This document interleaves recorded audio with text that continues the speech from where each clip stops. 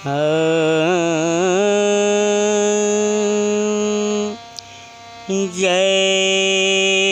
जय राधा रमण, जय जय नवल किशोर, जय गोपी चित चोर प्रभु, जय जय माखन चोर। भक्ति भक्त भगवंत गुरु चतुर, नाम बपुएक, इनके पद बंधन थे नासत विघ्न अनेक, नासत विघ्न अनेक। श्री कृष्णाय वासुदेवाय नमः, श्री कृष्णाय वासुदेवाय नमः।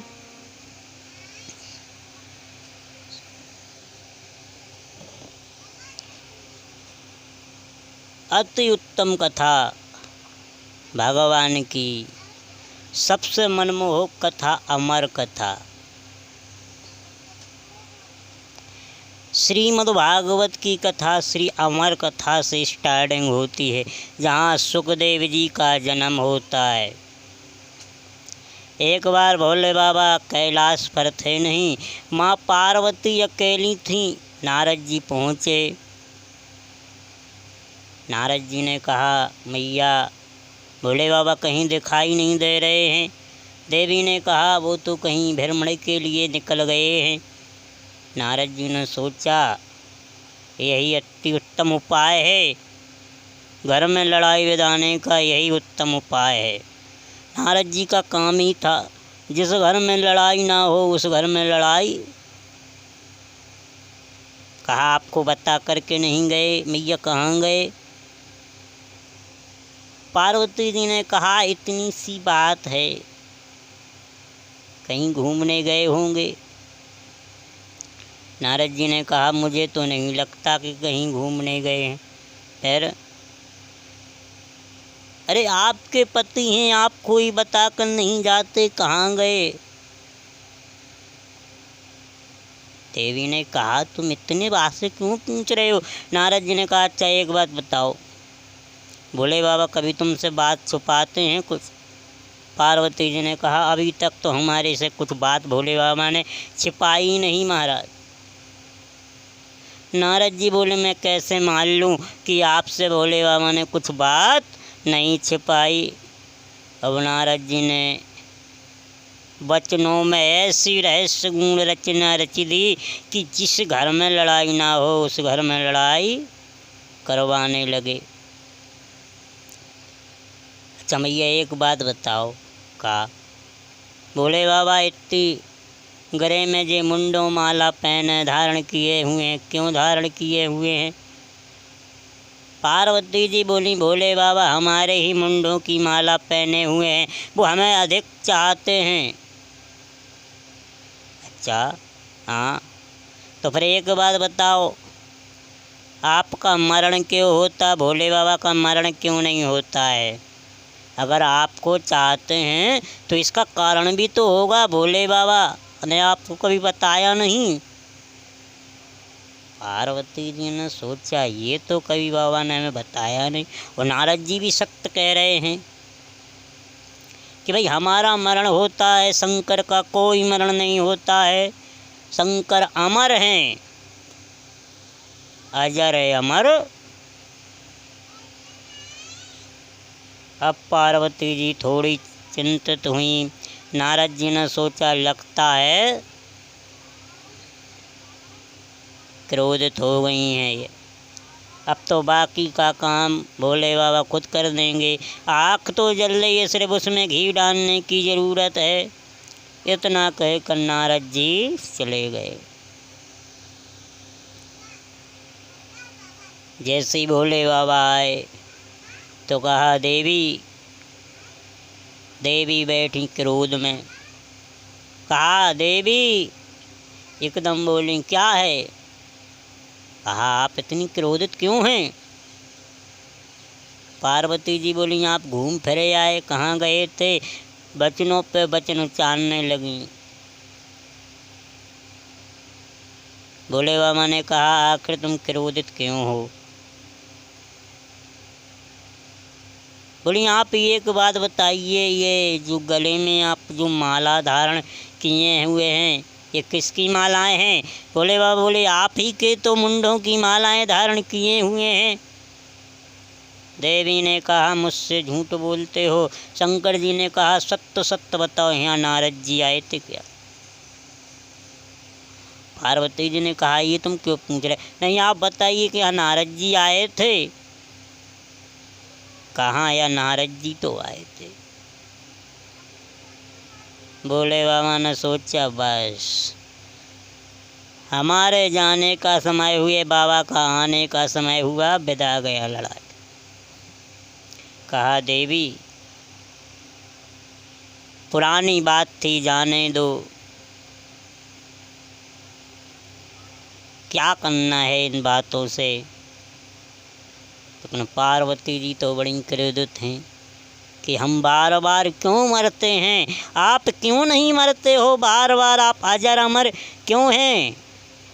यही तो रहस्य भरी बात है। यही शंकराचार्य जी स्पष्ट लिखते हैं क्या, पुनर्विजननम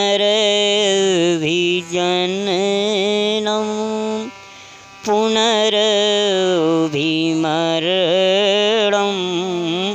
पुनर्विजननम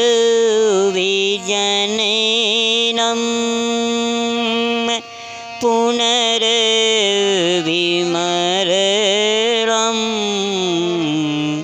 पुनर्विजनने जठरे शयनम भजे गोविंदम भज गोविंदम भज गोविंदम भज गोविंदम राधा राधा श्री राधा राधे भज गोविंदम भज गोविंदम। आदि गुरु शंकराचार्य जी महाराज लिखते हैं पुनर्विजननम, कितने बार जन्म होता है और कितने बार मरना पड़ता है। ये संसार सागर है, यहाँ जीव का जन्म होता मरण होता, चक्रव्यूह में यही फंसा रहता है। कबीर जी कितनी अच्छी भाव लिखते हैं। कबीरा जब हम पैदा भये, जगत हंसे हम रोए, ऐसी करनी कर चलो, हम हंसे जग रोए, ऐसी करनी कर चलो, हम हंसे जग रोए। कबीर जी कहते जब हमारा जन्म होता उस समय सिर्फ हम ही रोते हैं। कबीरा जब हम पैदा भये, जगत हंसे हम रोए, उस समय सिर्फ हम ही रो रहे थे। अब लेकिन मरने समय क्या कर चलो, बोले हम हंसे जग रोए, बोले ऐसे कर्म कर चलो कि हमारे मरने पर दुनिया रोए लेकिन हम तो हंसते चलें। यही आदि गुरु शंकराचार्य जी कहते हैं। कि ऐसे कर्म करो कि ज़िंदगी में एक बार मरण हो और एक बार जन्म हो महाराज। अगर देखो मरण होगा तो जन्म होगा, जन्म होगा तो मरण होगा। ये मृत्यु लोक है, इसमें जन्म भी होता मरण भी होता।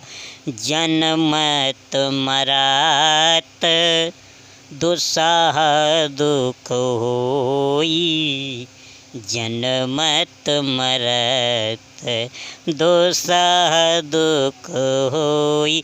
ये जन्म मरण में दुस्सह दुख है। हर कोई चाहता है कि हमारा मरण ना हो। क्या ना हो? बोले मरण ना हो हमारा, हमारा जन्म अमर रहे। यही तो पार्वती जी पूछ रही हैं, भोले बाबा आप अमर हो, हम मरण क्यों होता है?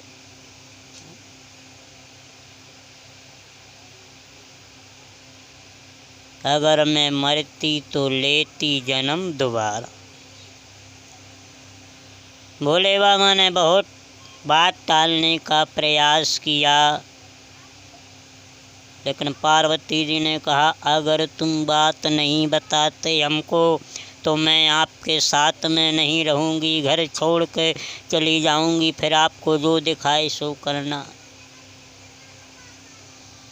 भोले बाबा ने कहा देवी देखो ऐसा है, अजर अमर कोई नहीं है, बस ये सब कथा का प्रभाव है, कथा का प्रभाव है। बोली कौन कथा का प्रभाव है? भोले बाबा बोले अमर कथा के प्रभाव से व्यक्ति मरता नहीं, अमर हो जाता है।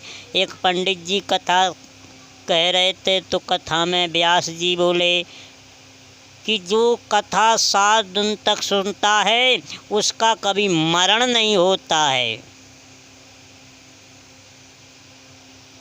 और वहीं 2 श्रोता थे तो एक उठा, बोला महाराज आप झूठ बोल रहे हो। क्यों? कहा क्यों? आप कह रहे हो 7 दिन तक कथा सुनने से किसी की मृत्यु नहीं होती, अमर हो जाता है। मैं कैसे मान लूँ कि अमर होते कथा सुनने से? पंडित जी ने कहा मूर्ख, तुझे मालूम कैसे है अभी कि तू अमर हो गया है?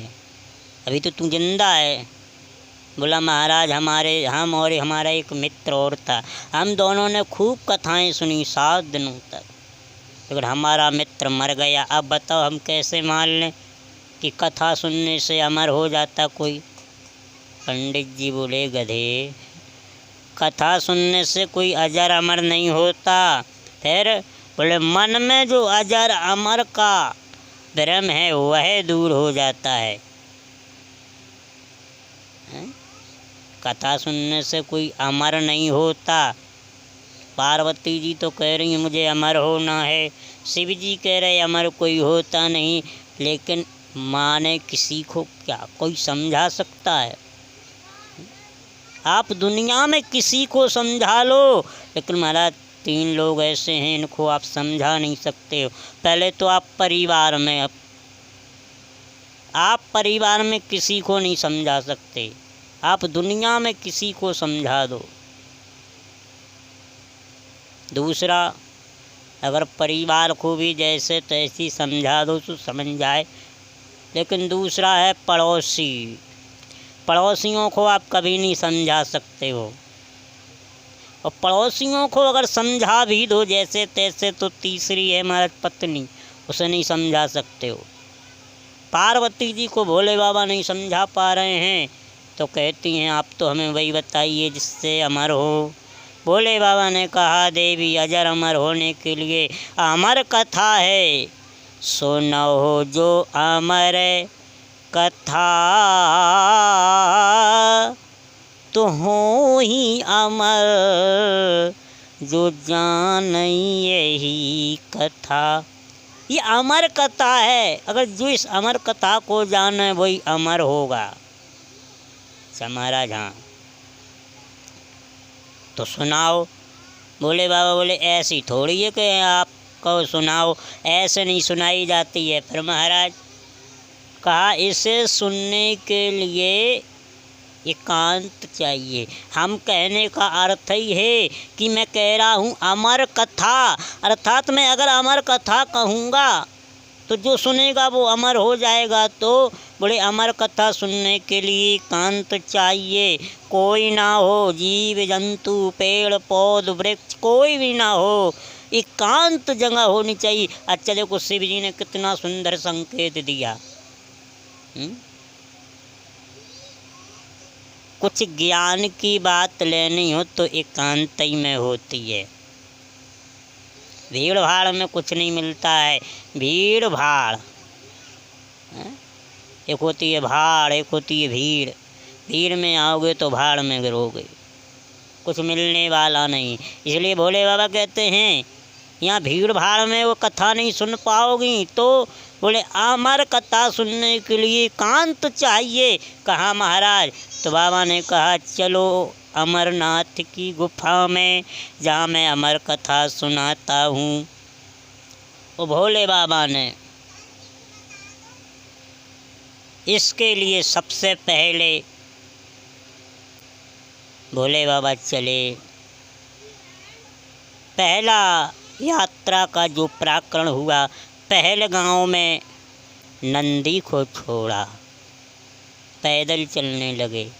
ये यात्रा का प्रथम पड़ाव था महाराज। चंदनवाड़ी में चंद्रमा को छोड़ा, क्यों? सुन लेगा कथा अमर हो जाएगा महाराज। पंचतरणी में गंगा जी को छोड़ा, कंठाभूषण में सर्पों को छोड़ा। नाम इसका नाम पड़ा महाराज शेषनाग। इसके बाद महाराज भोले बाबा ने गणेश टाप पर गणेश जी को छोड़ा। अच्छा देखो अमर कथा कितनी दुर्लभ है महाराज, कि भोले बाबा ने यहाँ तक कि अपने पुत्र का भी परित्याग कर दिया। किसके लिए? पत्नी के लिए। इसके बाद बाबा आगे चले, बिच्छू घाटी पहुँचे। वहाँ बाबा ने बिच्छू कीट नाम का त्याग किया। उस पर्वत का नाम विश्व टापू पड़ा महाराज। भगवान ने अपने जीवन जीने की पांचों तत्वों का परित्याग किया। क्षिति जल पावक गगन समीरा, पंच रचेत अति अधम शरीरा। ओ पंच रचेत यति अधम शरीरा। पांचों तत्वों का परित्याग कर गुफा में अंदर प्रवेश कर गए। अच्छा भोले बाबा ने कहा देवी देखो कथा प्रारंभ करता हूँ, लेकिन बीच बीच में हुंकार भरते जाना। मैं कथा सुनाऊँ आप हूँ कहते जाना। कहा क्यों? इससे मुझे मालूम पड़ेगा कि मैं कथा सुन रहा हूँ। ठीक। भोले बाबा ने कथा प्रारंभ की। थोड़ी कथा पार्वती जी ने सुनी।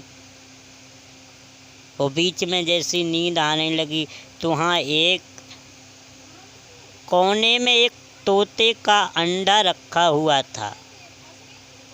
वह अंडा फूटा, उसमें से एक तोते का जन्म हुआ। और वह तोता थोड़ा जैसी अंडे से निकला, उसने जाना ये मैया तो सो गई है, और अगर कहीं इनने हुंका नहीं भरा तो मैं कथा ही नहीं सुन पाऊँगा। इसीलिए भोले बाबा कथा करते गए, हुंकार देता गया महाराज। भोले बाबा ने आधी कथा कही। सोचा थोड़ा पार्वती से पूछ लूँ कैसी लगी। कहा देवी कथा कैसी लगी? देवी हुंकार ले रही हैं घुर्राटे। भोले बाबा ने फिर जगाया, देवी हाँ महाराज कथा कैसी लगी? पार्वती जी बोली मुझे मालूम ही नहीं, मैं तो सो गई। भोले बाबा ने कहा आकर तुम सो गई तो फिर कथा किसने सुनी? बोली वो मैं नहीं जानती हूँ। भोले बाबा ने सोचा अगर किसी ने ये कथा सुन ली तो गड़बड़ हो जाएगा महाराज, वह अमर हो जाएगा। वो भोले बाबा ने जो चारों तरफ नज़र फेंकी महाराज, तो उनको एक तोते का बच्चा सुखनाम का दिखा। भोले बाबा उसी के पीछे दौड़ पड़े इसको मारने के लिए। अब उसने सोचा इस भोले बाबा से बचना मुश्किल है, वह भी दौड़ा, आगे आगे वह पीछे पीछे भोले बाबा। दौड़ता दौड़ता वह